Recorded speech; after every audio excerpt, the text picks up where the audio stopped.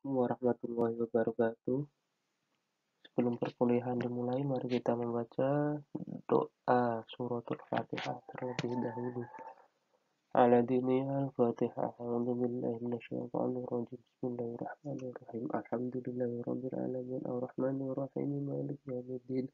Iyyaka na'budu wa iyyaka nasta'in. Ihdinas siratal mustaqim siratal ladzina an'amta 'alaihim ghairil maghdubi 'alaihim waladdallin. Amin.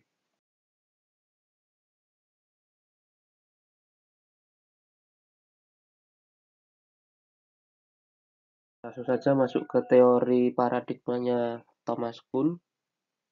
Jadi kalau secara ringkas teorinya itu seperti ini bagannya. Pertama ada pre-paradigm period, normal science, anomali, krisis, dan revolusi.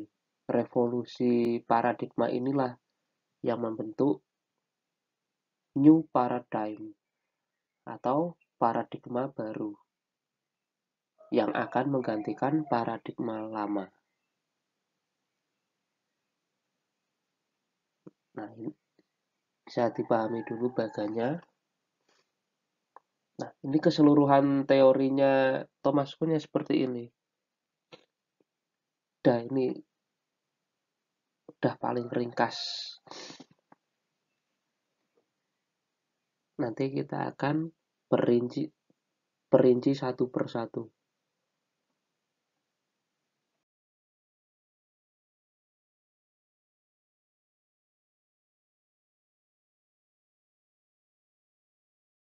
Pertama itu masa prailmu.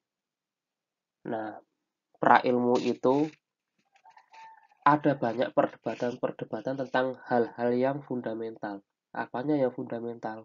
Yaitu tentang kaidah-kaidah penelitian. Jadi tidak ada kesepakatan yang baku antara peneliti-peneliti. Sehingga apa? Jumlah teori itu banyak sekali. Banyaknya itu sejumlah peneliti itu sendiri. Sehingga tidak ada persetujuan asumsi teoritis tertentu.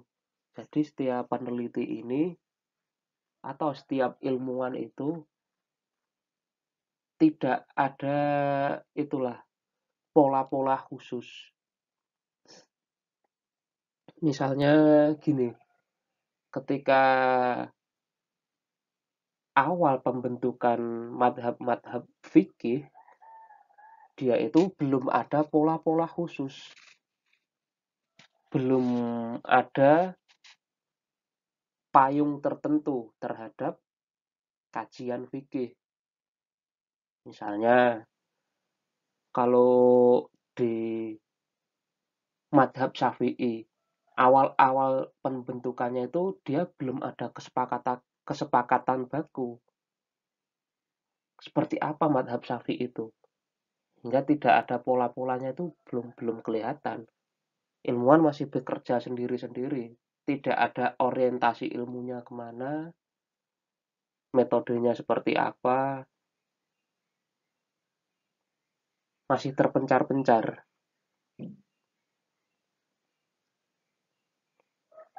Nah, sebelum menemukan metode baku, belum menemukan pola-pola yang umum bisa diterima oleh banyak ilmuwan, maka kondisinya akan pada tahap prailmu ini terus.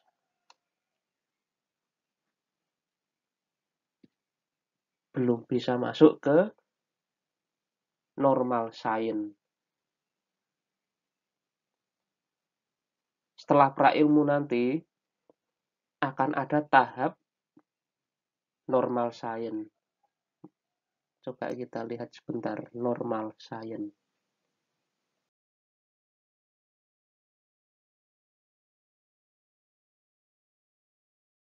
Melalui tahap prailmu nanti masuklah ke periode paradigm atau masanya paradigma.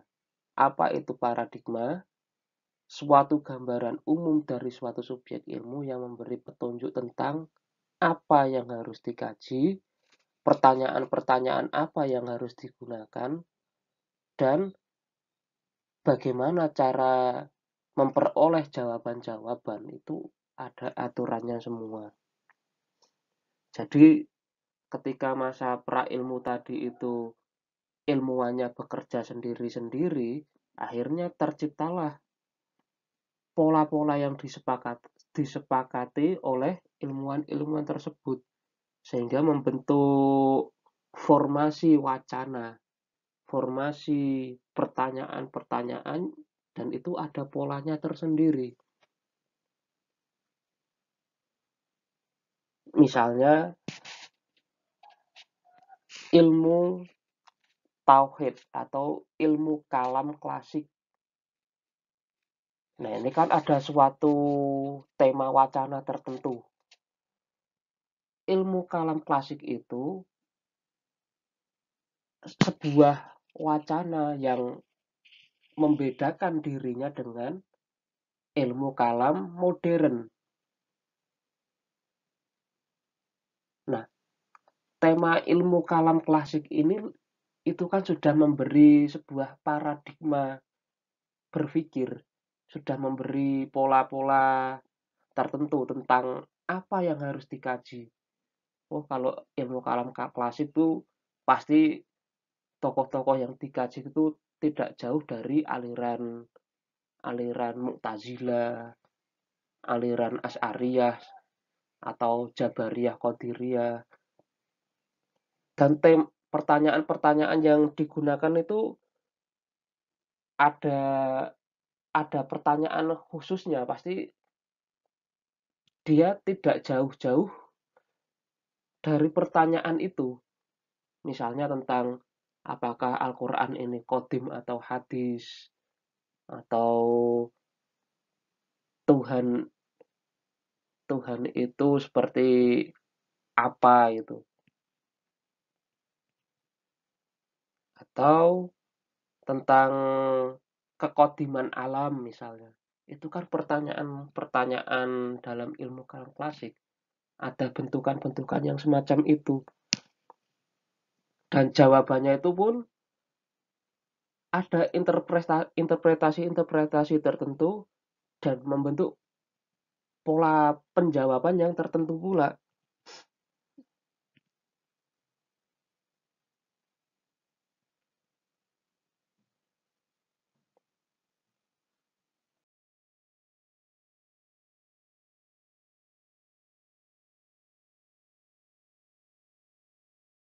Ciri-ciri paradigma yang pertama itu akurat secara empiris atau akurat dalam menggambarkan realitas. Minimal kita menganggapnya sebuah paradigma itu relevan dengan realitas. Oh, ada teori A misalnya. Kok teori A ini saya anggap cocok ya dalam mengkaji realitas ini. Terus yang kedua itu konsisten dengan teori yang lain. Nah, ketika kita melihat ada demo atau kita sedang pengen demo, ada gejolak hati untuk memprotes misalnya itu. Ternyata kok ada pandangan tertentu mengenai hasrat untuk berdemo, hasrat untuk protes. Itu kan ada konsistensinya juga. Ternyata ada teori yang lain juga yang ingin menjelaskan tentang demo itu tadi. Terus yang ketiga, paradigma ini memiliki skop atau ruang lingkup bahasan yang luas. Jadi kalau terlalu detail itu malah tidak bisa disebut sebagai paradigma. Misalnya madhab Syafi'iyah. Kalau madhab Syafi'i itu kan pegangan besarnya itu yang jadi patokan umumnya itu Al-Quran, As-Sunnah, Ijma' dan Qiyas. Nah itu patokan umumnya. Tapi dia tidak bisa menjelaskan apa ya fakta-fakta yang lebih detail lagi. Nah kalau nanti ini terlalu detail, bukannya menjadi Syafi'iyah itu hanya sebatas Imam Syafi'i saja. Kalau skopnya lebih besar, itu nanti dia mampu mengakomodasi pemikiran-pemikiran para pengikut Imam Syafi'i. Nah, para pengikut Imam Syafi'i inilah yang membentuk paradigma Syafi'iyah dengan patokan khususnya itu ya empat standar tadi. Ada Quran, Sunnah, Ijma', Qiyas. Nah, yang merinci fakta-fakta yang terbaru itu nanti para pengikut-pengikutnya. Nah, itulah cirinya paradigma. Terus yang keempat, dia teorinya harus sesimpel mungkin. Semakin rumit itu semakin susah untuk membentuk paradigma. Terus yang terakhir, paradigma itu harus membuahkan hasil, ada manfaat untuk memberikan kerangka pikir bagi ilmuwan selanjutnya. Jadi ini ada titik tolak acuan yang ditemukan ilmuwan A, sehingga nanti ilmuwan B, C, D itu bisa mengembangkannya lebih lanjut. Yang merinci istilahnya, merinci, yang menemukan ruang-ruang kosong dalam sebuah paradigma.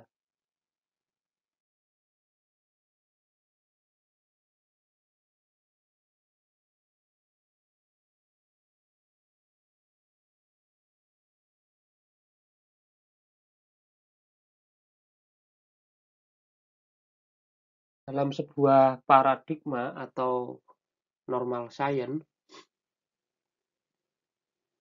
tugas ilmuwan itu apa? Yakni memecahkan misteri dalam paradigma. Jadi ketika ada sebuah paradigma, ilmuwan-ilmuwan yang bernaung di dalamnya itu tugasnya itu memecahkan misteri yang ada dalam paradigma. Dia sudah memiliki kaidah-kaidah khusus misalnya. Dia memiliki metode-metode khusus. Sehingga dia itu ingin membaca fakta-fakta yang ada dengan metode baku yang sudah disepakati tadi. Sehingga apa? Ketika misteri misteri dari realitas ini terungkap, akhirnya sebuah paradigma ini semakin kokoh karena di apa ya? Divalidasi oleh fakta-fakta yang sudah ditemukan.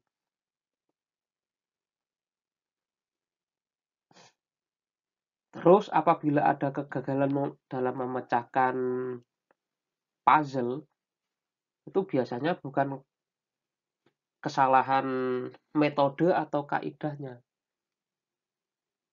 tapi bukan kesalahan metodenya, tapi kesalahan ilmuannya dalam menerapkan kaidah-kaidah dari sebuah paradigma. Dan selanjutnya, ada juga puzzle yang tak terpecahkan. Karena apa? Adanya anomali. Anomali itu adanya penyimpangan fakta terhadap kaidah-kaidah. Artinya gini, Ada teori, ada fakta. Nah, fakta yang berlangsung ini itu tidak bisa dibaca oleh alat ini, tidak bisa dibaca oleh metode dalam paradigma ini. Istilahnya ada gagal alat. Itulah anomali. Alat ini untuk membaca realitas semacam yang baru ini tuh alatnya error itu. Itulah anomali.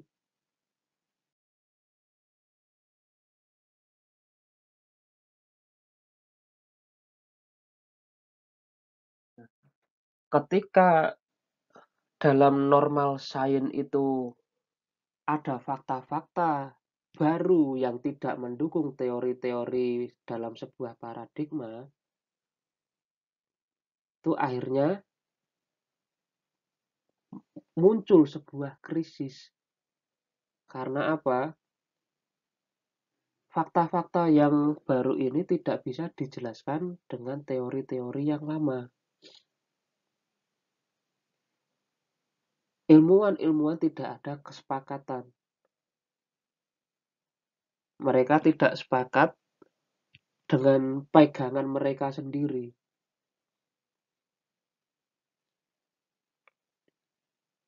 Sehingga apa?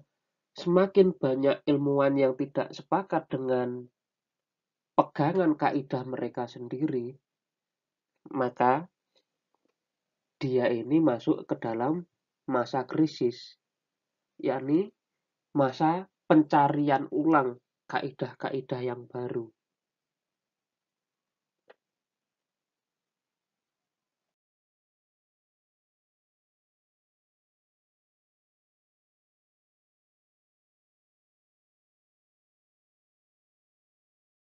Ketika anomali-anomali bermunculan dalam komunitas ilmiah, maka jatuhlah pada masa krisis.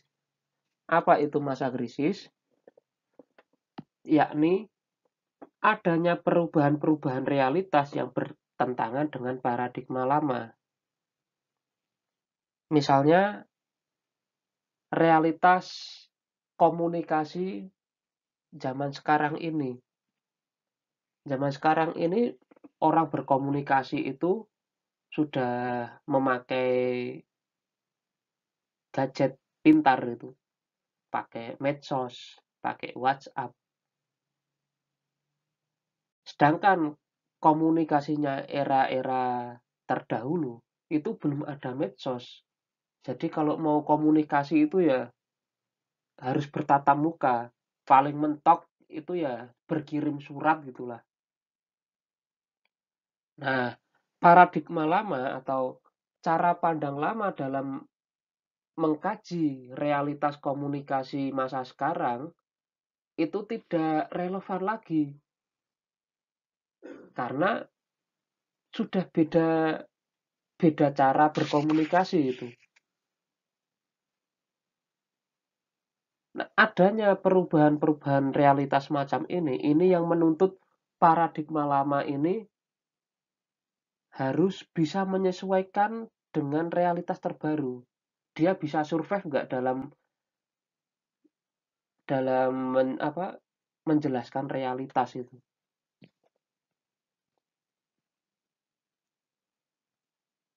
Terus yang kedua, tadi ya ada kesadaran anomali.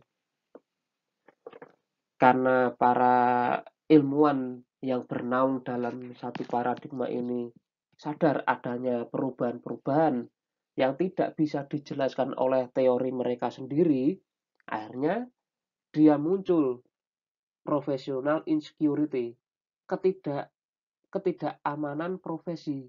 Maksudnya apa? Dia merasa, wah jangan-jangan teoriku ini salah itu dalam memahami realitas. Dia merasa tidak pede lagi dalam melakukan sebuah kajian. Kenapa tidak pede? Karena dalam tanda kutip akidah yang dia bawa itu sudah tidak cocok lagi dalam menghadapi realitas. Terus adanya kegagalan aturannya tadi, gap antara teori dan fakta.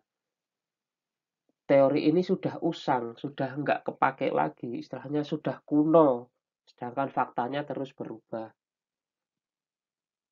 Kenapa fakta itu berubah ya? Karena situasi sosial kultural itu ya berubah juga. Masyarakat yang dulunya tidak kenal komputer, sekarang kenal komputer. Kalau alat transportasinya orang dulu pakai kuda ya sekarang sudah pakai kendaraan bermotor. Sudah dulu tidak ada polusi lingkungan, sekarang ada polusi lingkungan. Dulu tidak ada pabrik, sekarang pabrik di mana-mana, ada industri di mana-mana. Itu kan ada perubahan situasi sosial yang tidak mungkin bisa dibaca dengan paradigma-paradigma lama. Yang terakhir, ya seringnya sih bukan sains ya, para saintisnya itu dalam berteori itu ditunggangi oleh kepentingan politik atau ideologi tertentu.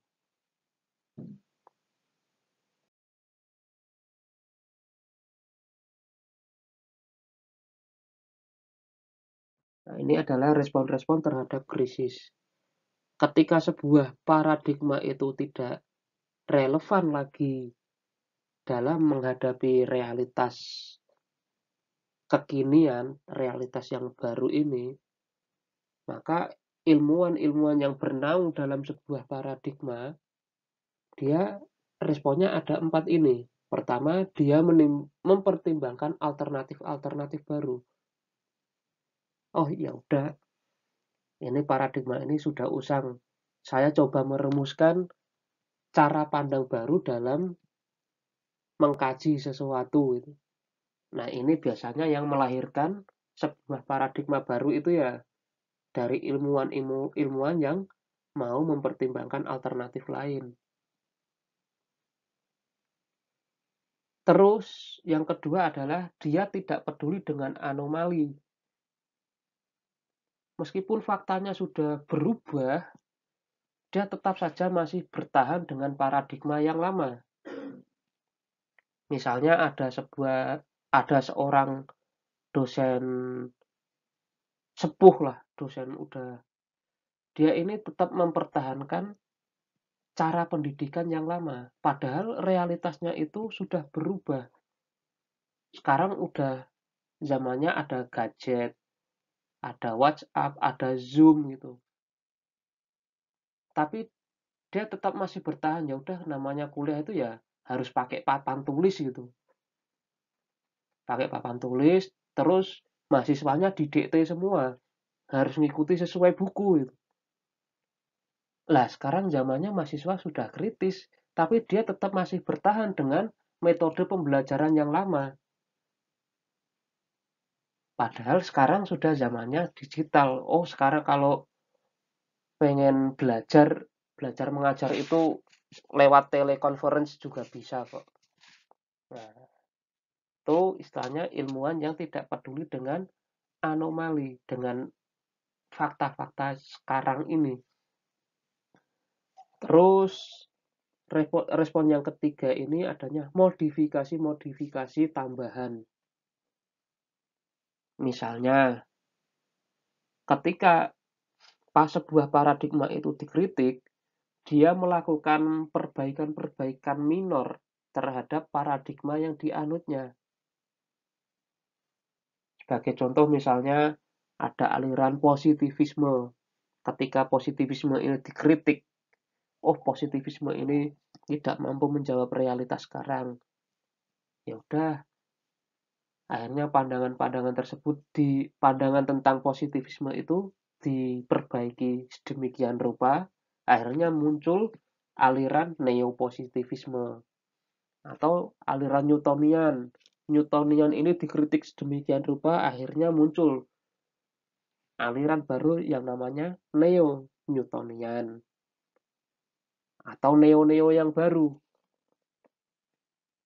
Dan respon terakhir ini, leave the profession. Malah saya sudah gagal menjadi ilmuwan. Aku tidak bisa menjawab fakta terbaru ini, ya udah saya pensiun menjadi ilmuwan. Itu respon yang keempat.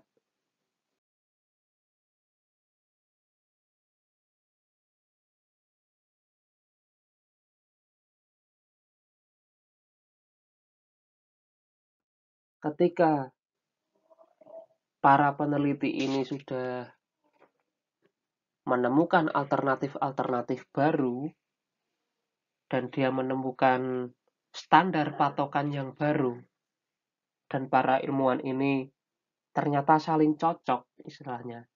Antara ilmuwan A, B, C ini cocok dengan apa ya? Dengan tanda kutip akidah yang baru, maka akidah yang lama ini ditinggalkan. Standar-standar yang lama ini ditinggalkan dan dia membentuk standar baru dalam suatu komunitas ilmiah. Dalam komunitas ilmiah ini, dia memiliki aturan yang baru, pola-pola yang baru, dan orientasi yang baru. Itulah revolusi, membuang cara pandang yang lama dan mengambil cara pandang yang baru. Cara pandang baru yang lebih relevan dengan realitas. Sehingga alat bacanya ini akurat. Jadi paradigma sebagai sebuah alat baca ini, dia mampu membaca fakta-fakta ini secara lebih lengkap, lebih detail, dan lebih bermanfaat.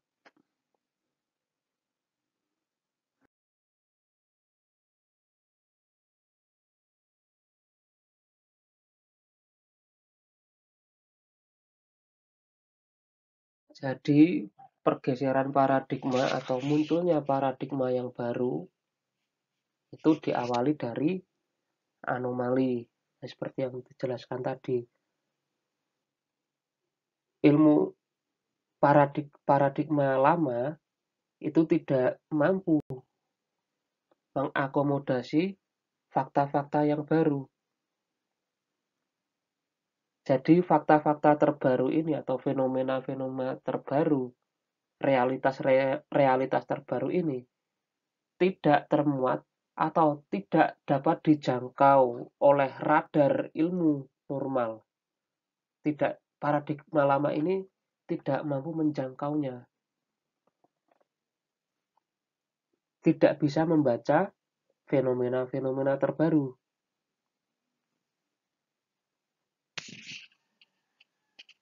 Akhirnya apa? Hal-hal yang berbeda secara fundamental dengan ilmu normal akan mengakibatkan perubahan paradigma atau perubahan cara pandang. Walah, ternyata selama ini persepsi saya tentang realitas ini berbeda ya. Muncul cara berpikir baru tentang masalah-masalah baru. Masalah baru butuh solusi yang baru gitu.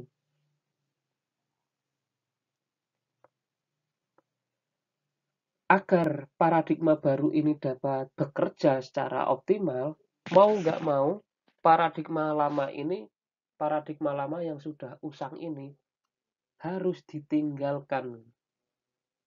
Dan biasanya paradigma yang baru itu selalu menghadapi kecurigaan atau permusuhan dari paradigma yang lama. Ya itu udah kayak biasanya begitu gitu.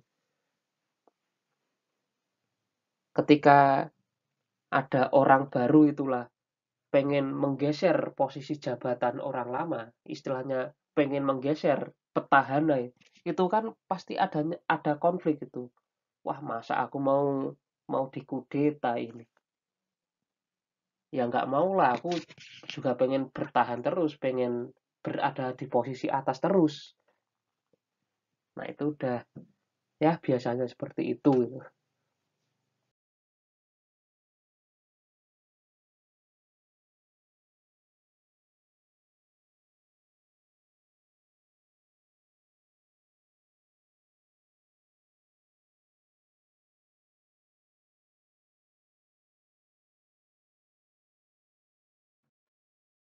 Setiap paradigma itu memiliki perbedaan-perbedaan atau corak-corak dalam pemikiran.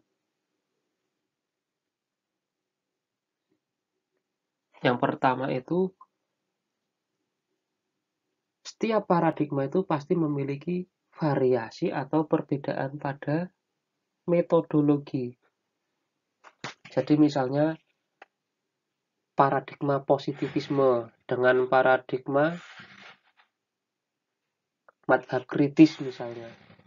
Itu pasti dia memiliki kaidah-kaidah yang berbeda. Kalau positivisme itu menekankan objektivitas. Sedangkan kalau madhab kritis itu tekanannya pada emansipatory. Jadi kalau di teori kritis itu ya percuma kau berteori macam-macam, melakukan kajian macam-macam kalau tidak membebaskan manusia, tidak membuat manusia itu lebih bermartabat lagi, tidak membuat manusia itu lebih lebih hidup gitu.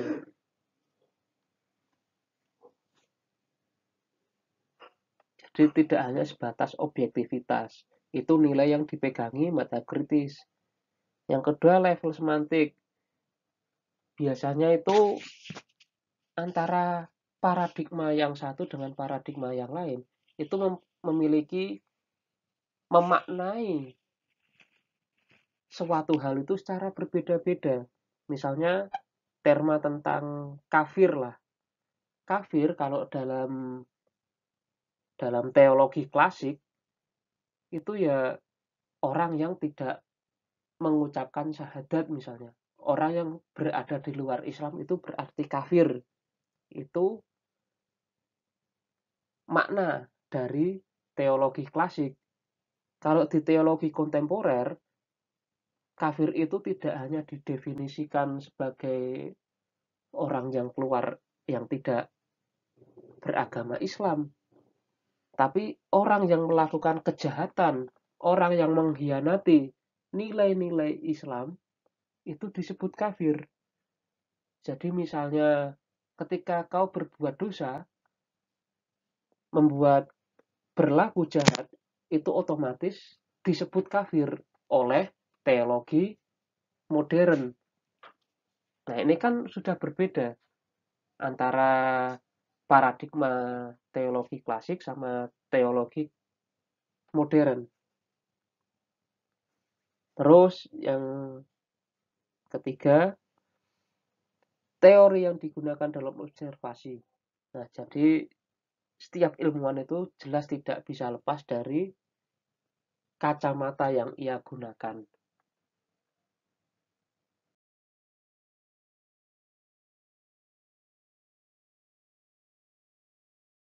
Ini contoh ragam paradigma dalam ilmu sosial. Kalau teori yang paling lama itu ya positivistik yang digunakan oleh Auguste Comte. Nah, dia ini menekankan padanya natural law, objektif. Jadi manusia itu dianggap seperti bakteri gitu lah. Diambil sampelnya dan bisa diterapkan ke manusia yang lain. Artinya manusia A, manusia B itu dianggap sama semua. Nah, terus ada paradigma kritis, postmodern, interpretatif. Ini ada corak-corak tersendiri seperti itu.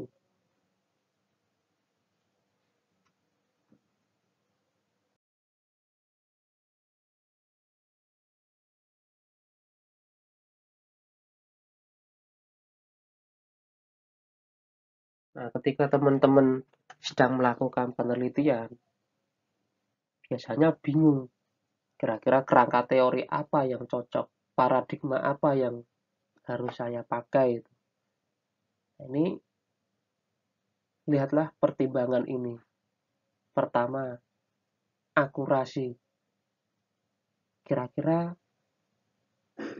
alat yang saya gunakan atau cara pandang yang saya gunakan ini bisa menggambarkan realitas secara utuh apa enggak.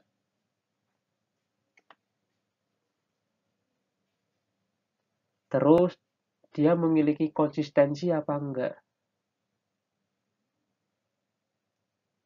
skopnya luas apa enggak itu. Terus teori ini bisa menjelaskan realitas secara sederhana apa enggak.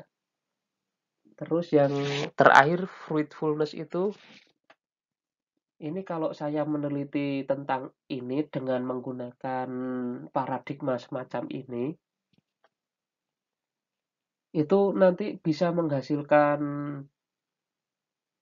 pijakan baru apa enggak, bisa bermanfaat bagi ilmuwan berikutnya apa enggak gitu.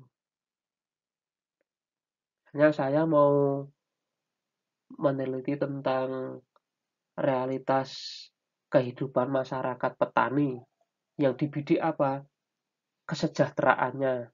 Oh, kalau kesejahteraan itu enaknya pakai paradigma apa? Apakah paradigma positivistik ataukah paradigma fenomenologi atau intersubjektif? Itu nanti teman-teman akan menemukan, wah ini yang cocok yang mana itu. Ini konsisten nggak paradigmanya ini dengan realitas. Terus ini cakupannya luas apa enggak? Apabila misalnya ketika ada fakta-fakta baru, ada pernyataan-pernyataan baru, ini paradigma yang saya pakai itu bisa menampungnya apa enggak? Terus paradigma yang saya pakai ini pernyataan-pernyataannya itu sederhana apa enggak? Mampu menggambarkan realitas secara sederhana apa enggak? Seperti itu. Oke, demikian yang bisa saya sampaikan. Apabila ada kurangnya, saya mohon maaf. Nanti bisa ditanyakan di sesi diskusi. Saya ucapkan salam. Wassalamualaikum warahmatullahi wabarakatuh.